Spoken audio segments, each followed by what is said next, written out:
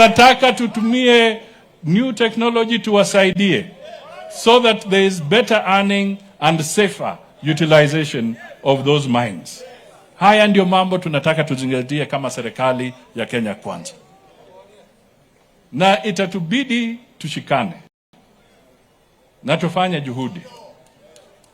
Hatuwezi sasa kubagua. Hakuna mambo ya kubagua. Na ndio kwa sababu kwa serikali yetu ya Kenya Kwanza watu wanalalamika, na ni kweli mambo yamekuwa mazito. Mimi siwezi ficha, it is true.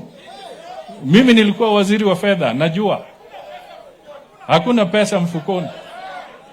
Mimi najua hiyo.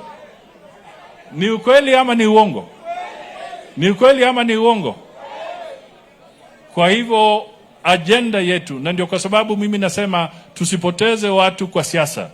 Tuwahudumie, tuweke sera ambazo zitabadilisha haya maneno ili uzito utoke kwa mwananchi, ndio tuanze kuona nafuu. Mimi nikisimama hapa hata nilalamike kwa sababu yale tulipata kule ni mazito. Ni mazito. Siwezi kuwadanganya, lakini kazi yangu sasa si kulia. Kwa sababu mlituchagua kama serikali tuende turekebishe.